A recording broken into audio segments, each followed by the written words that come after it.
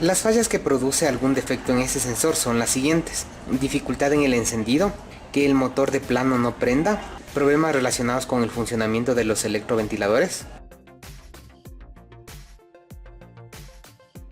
En este video voy a hablarles acerca del funcionamiento del sensor de temperatura, que es este que se encuentra aquí, y como se puede observar tiene un conector de 2 cables. Los sensores que miden la temperatura de un motor son sensores del tipo NTC, o también conocidos como de coeficiente negativo, lo que quiere decir que a mayor temperatura la resistencia interna del sensor es menor. Internamente tiene un elemento como el que podemos observar en la imagen que les dejo aquí, llamado termistor. Esta es una resistencia variable extremadamente sensible a los cambios de temperatura. Conforme haya mayor temperatura, menor será la resistencia en ese termistor. Este termistor está conectado simplemente sin ninguna otra circuitería a los pines del sensor. De lo que les acabo de mencionar, voy a explicar lo siguiente.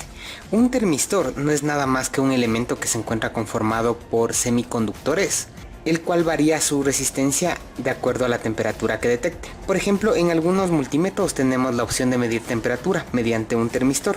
Como lo podemos observar, es este elemento que se encuentra aquí, que como lo mencioné es extremadamente sensible a los cambios de temperatura. Por ejemplo, en este momento yo lo voy a tocar y vemos cómo la temperatura comienza a elevarse. O por ejemplo, yo podría prender un fósforo y si acerco la llama al termistor, vamos a ver que rápidamente detecta ese cambio de temperatura.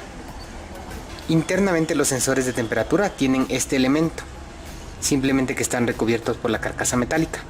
Para ejemplificar el tema de a mayor temperatura menor resistencia, tengo colocado las puntas del multímetro a este sensor de temperatura mediante estos cables. Y aquí tengo 3 vasos con agua a distintas temperaturas, como lo vamos a corroborar.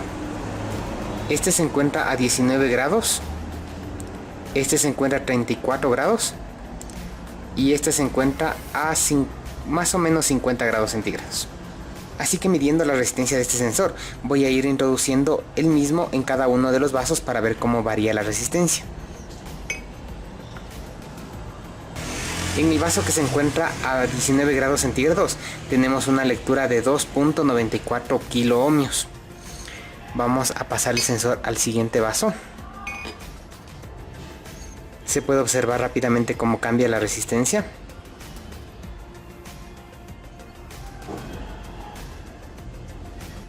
Y en ese momento se encuentra en 1.20 kiloohmios aproximadamente.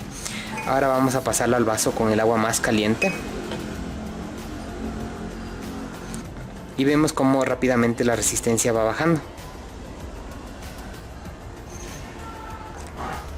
hasta darnos una lectura aproximada de unos 590 ohmios, o lo que es lo mismo 0.58 kiloohmios.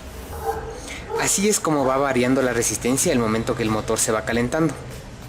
De manera general, en un motor que se encuentra a una temperatura de 10 a 20 grados centígrados, más o menos las resistencias que vamos a encontrar a esa temperatura va a ser entre 3 a 4 kiloohmios. Y de igual manera la señal va a ser más o menos de entre 2.5 a 3.5 voltios. Cuando el motor ya ha alcanzado su temperatura de funcionamiento, que estamos hablando más o menos entre los 90 a 100 grados centígrados en vehículos actuales, vamos a encontrar una resistencia más o menos de 150 a 600 ohmios y un voltaje de 0,2 a 0,8 voltios aproximadamente.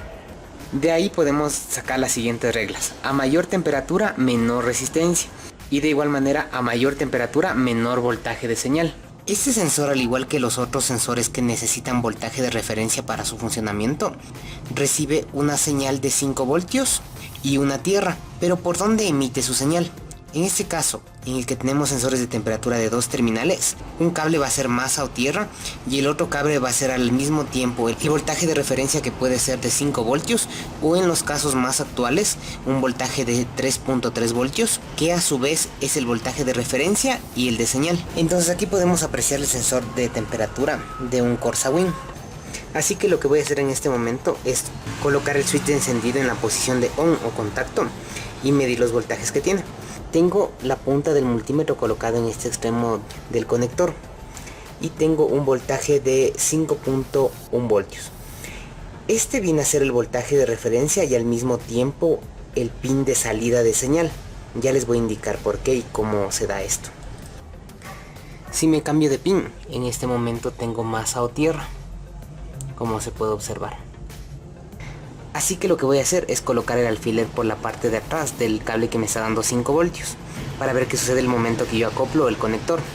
Ya tengo colocado el alfiler y la punta del multímetro, como les acabo de comentar, y tengo un voltaje de 5.1. Veamos qué sucede el momento que acoplo nuevamente el conector. El voltaje desciende a 2.26 voltios. Esto se da porque el motor está caliente. Tiene una temperatura de 75 grados aproximadamente. Con 75 grados tenemos este voltaje, 2.25 voltios. ¿Por qué tenemos un voltaje el momento que está desacoplado el conector y otro cuando se lo acopla?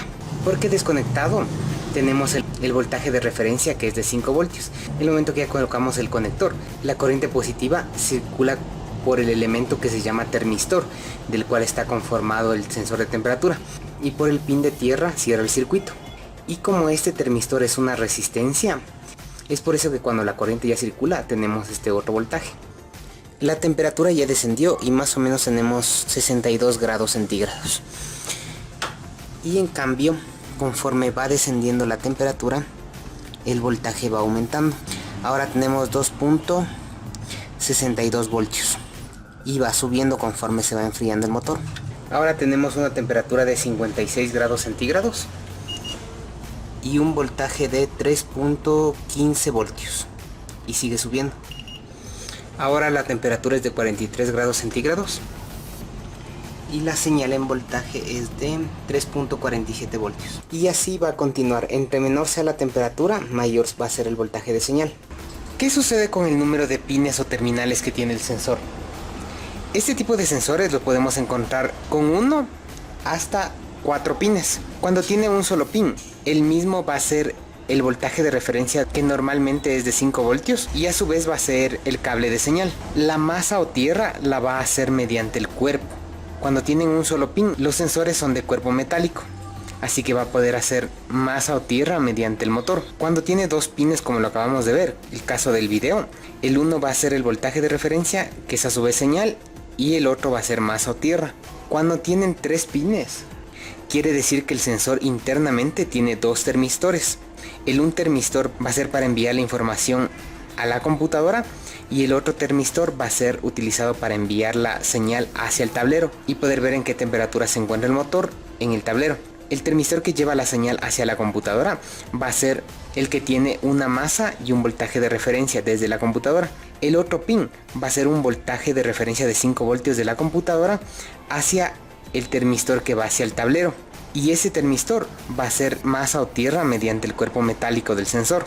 Cuando tenemos sensores de temperatura de 4 pines, de igual manera tienen 2 termistores, así que en ese caso tendríamos 2 voltajes de referencia de 5 voltios y 2 masa o tierra. Las fallas que produce algún defecto en ese sensor son las siguientes: dificultad en el encendido, que el motor de plano no prenda, problemas relacionados con el funcionamiento de los electroventiladores, consumo excesivo de combustible, relantí inestable, entre otros. Los códigos más comunes que produce un sensor de temperatura en mal estado o algún problema en la circuitería del mismo es el P0117, el 118 y el 119. En próximos videos veremos diagnósticos de vehículos que estén presentando problemas en este sensor. Así que suscríbanse para que sepan de inmediato cuando subo un próximo video. Gracias y hasta la próxima.